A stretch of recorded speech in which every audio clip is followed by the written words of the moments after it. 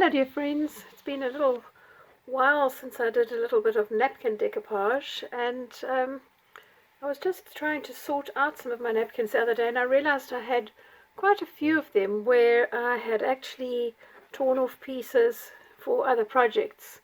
So I thought, well, let me just start by doing something with these, and I thought I'd make some ephemera. So essentially, let me just start at the beginning. Most napkins will have either 2 or 3 layers. These are known as ply, and when you're working with them you're just wanting to use the top one, although I would suggest that you keep the second layer because that in itself has a little bit of a print on it and can be quite useful if you just glue it onto something like a book page or a plain piece of paper. It just gives you another kind of mark on your page to create interest. So this was the one that I'd already used some of my napkin from, and what I've done with the remainder of the pieces of napkin is I have actually taken them and just using my fingers just to gently tear apart. I'm using this as a guide so that I don't have a hard edge as I would get if I was cutting with a pair of scissors. I want a nice sort of soft feathery edge because at this point I'm not sure what I'm going to do. So I've torn out a whole lot of these so that I've got them ready. And then I've got some book pages here, and I'm just going to use a glue stick to work with these and stick them down in no particular order. You want to make sure that your page is really well covered with glue, and I do like to work with this glue stick simply because it doesn't make the page wrinkle, which is always a bit of a problem if you're trying to work with something that isn't a very thick paper. So I've got here this nice little squirrel. I'm just going to put him down. I normally start in the middle and gently rub with my finger to one side, and then I'll rub to the other side. Then where I've got some images where there are marks on them, let me just take this little strawberry thing here. There is a border around this design, as you can see here, and I haven't cut it off on this particular piece because I thought I'm not sure what I'm going to use it for, so let me just stick it down as is. So I normally would continue like this, filling up my pages of book page, or it could have been just scrap paper or maybe something from a gel plate that you just want to use up because it didn't turn out the way you thought it would do. And I just fill up my page with these images and make quite a few of them. Actually, it's quite nice to put on a good movie and just sit and do this. It's fairly mindless. I've got quite a nice one here of a mushroom, and this has a border. So I think what I'll do is I'll place this just in the corner here, and I'll keep it slightly elevated off the paper until I start to rub it down. You'll notice too that the napkins, oopsie, there's another one underneath. The napkins have this sort of like little dimple effect on the print and around the edges, and once you start to rub this down, that all disappears. Right, so I could trim that as I need it. I've got my little rabbit, he's quite big for there. Let's put a little mushroom in this one. Then there were some delightful little sprigs with berries. I quite like those. And there was a nice pine cone that I liked. Yep, there he is. So it's just giving a little bit of body to the napkin so that it's easy to manipulate on a different surface, and it will also just give me some kind of structure that I can easily cut with a pair of scissors if I need to do that. So I'm going to set this aside to dry. I'll continue making some more of these, and I'll show you what I'm going to do once they've actually all dried completely.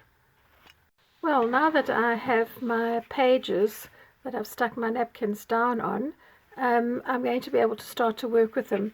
This one, because the images were quite nice and bold, I just did 2 because I felt I could cut them in half here or tear them and use those on something bigger, maybe like an envelope. So that's why I did that.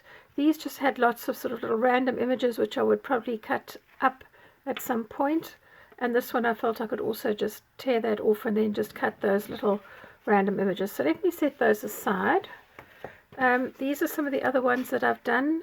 Some of them have gaps in between, so I could do longer strips and get more of a square around that if I wanted to cut them out. I love these little sprigs of leaves, they really just give me joy. This was just using some of the edging of the napkin, so I created two little borders which could either be used as a whole, or again that could be cut in half. And this one is at the bottom of a page, that could go into a journal quite easily. And then some of the squirrels I did all on one page, I could fussy cut those out, the same with these little sprigs and with the little pine cones. This I left as a long strip so that I could tear that and cut it off, and then I would have quite nice space around those hairs to be able to make something with those. So it's always just a question of just imagining what you could use them for, whether you're going to make a tag or whether you're going to make a journal card or whether it's going to be a belly band or just something that you're going to fussy cut. I kept some of the borders on the designs, that one particularly because the leaves behind the mushroom went into the design. And then these were the second layer of the napkin, where I said don't throw it away because there's this vague little print on it. I don't know if you can see it, but there's like little hairs and that. And by sticking this over a page which has text on it, you'll see that it just pushes the text into the background, and it gives you quite a nice alternative, that way around, quite a nice alternative background to be able to work on. So I've used that second layer on quite a few pages, and I could go in there with some stamps to do all sorts of other things. Right, so the next step here would be to decide what I'm going to make with them. So here I've got two of the mushrooms, and I'm just going to simply fussy cut around them. I'm leaving myself a little bit of a border of green all the way around there because my intention is wanting to ink them, and I don't want too much ink on the actual design because the designs are quite small. So I thought, let me give myself a little bit of a border all the way around. And for those of you that don't enjoy cutting out, it gives you a little bit of leeway as well. So I'm going to go in here just to create the definition of the leaves. And then just take off a little bit of that paper, not too much because it's very small opening. Right, all the way around to the edge.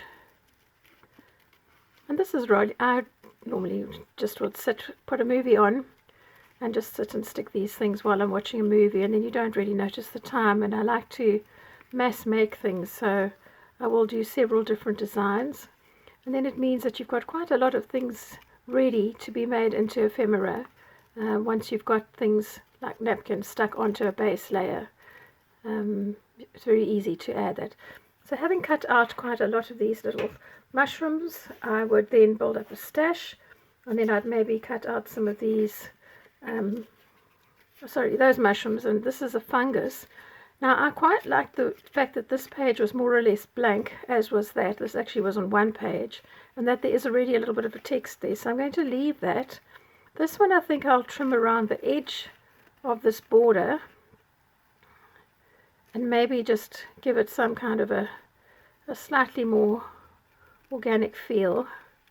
So I have a little bit of color here, but it's not too controlled. And I love the fact that the text is just peeping through the background of the serviette or the napkin, and it adds just a little bit of interest. I don't know if you can see that very well. Okay, so I have quite a few of these things now ready prepared, so those I'm going to leave. That one's not cut out. And then my next quest would be to look for something that I could actually make them into. So I have found here just a piece of scrap card that I had, and I thought I'd quite like to actually be able to put a little mushroom on there because the back is blank and it could be quite a nice journal card. So I'm going to use some walnut stain distress ink. This is the mini ones, and these are perfect for these small little delicate jobs, and I'm just using the edge of this to ink up round the corners, just going very, very slowly. It's a delicate and fiddly business getting in between all these leaves, but I just want to create a little bit of a shadow and just give it a bit of definition so it doesn't get lost on the page. Right, there we go. There you go, all the way around that. It won't take terribly long to dry. Your paper's nice and absorbent. And again, you could ink up a whole lot of these all at once. And then again, I'm going to use my glue stick And this glue stick dries quite nice and clear, so I'm just going to put some down onto my card and then stick down my little mushroom.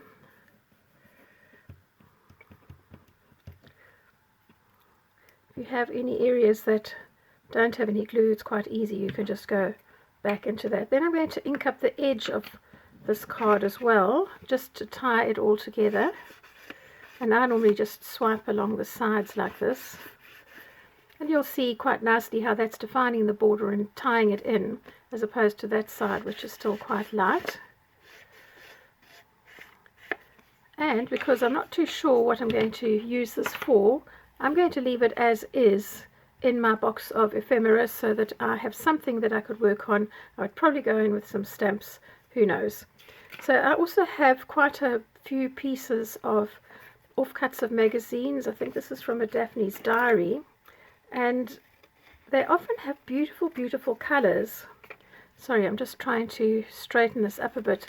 It's colors on the printed page that you perhaps don't get in scrapbooking paper that easily without having to buy a whole pad. So again, I've inked up the edge with the walnut stain, and I'm going to apply glue to the back of this one, because this is a little bit more tricky. It's not quite such a large area.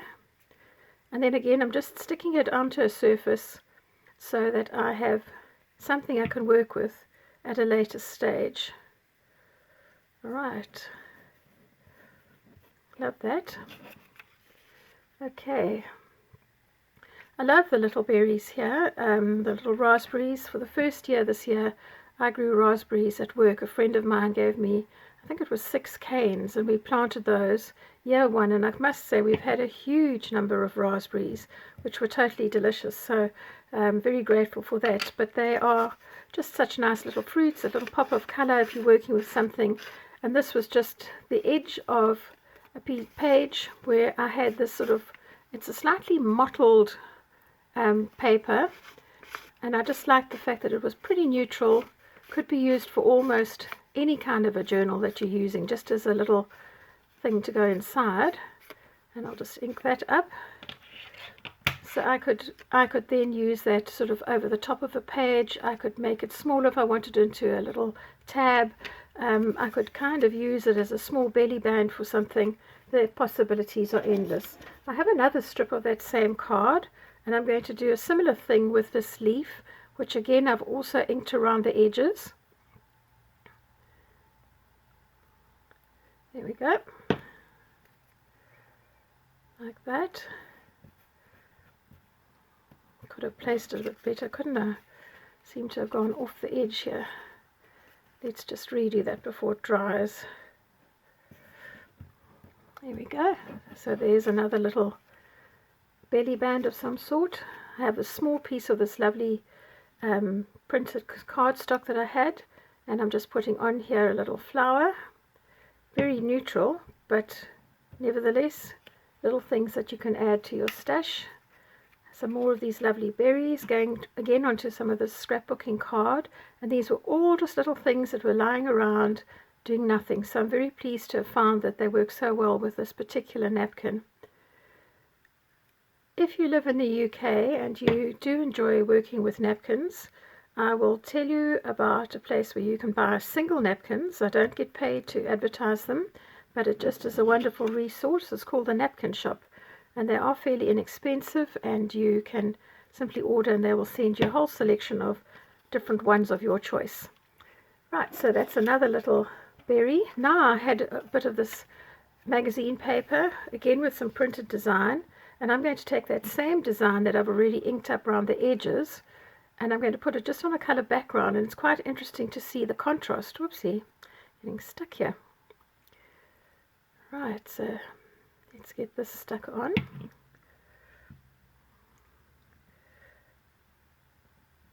This one I've got to be a little bit more careful because it is quite tight on there. Right, so that's stuck on there. Swipe the edges just to give it some definition.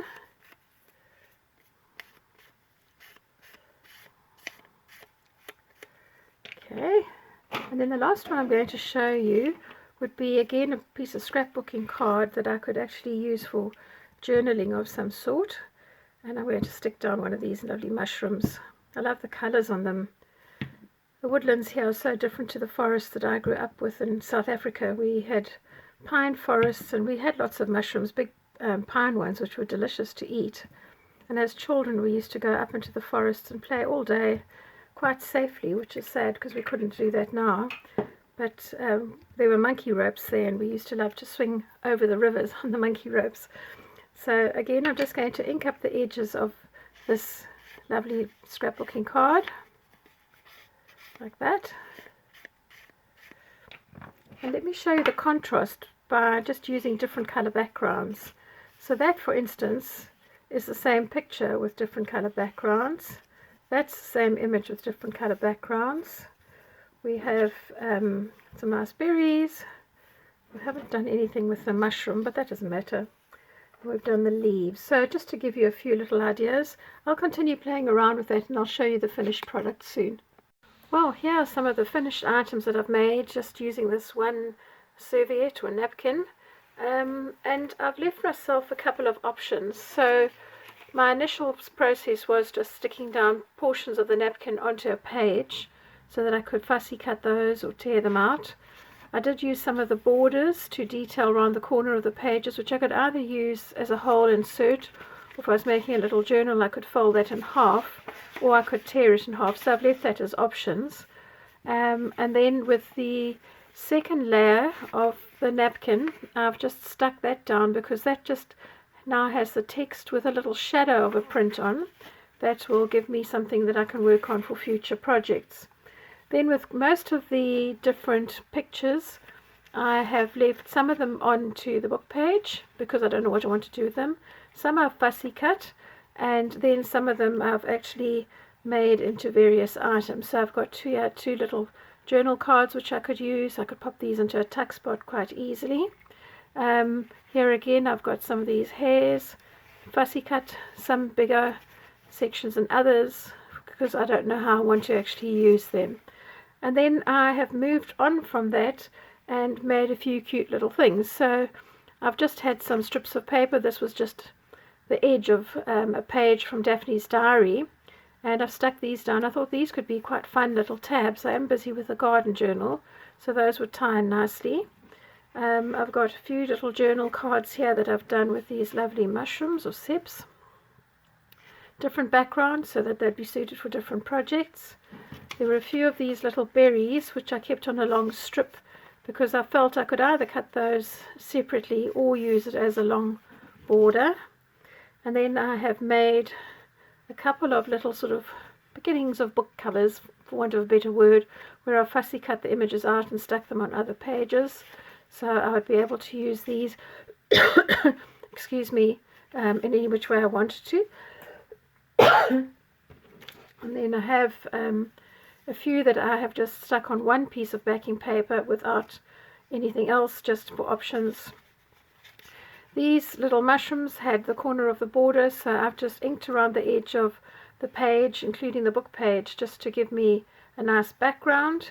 This was a little image that I thought could be quite nice as a stamp, and a few more of those that had the corner images there.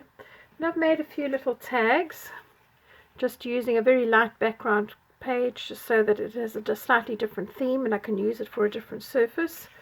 And I've made these which can be tags or journal cards or things to go into tuck spots.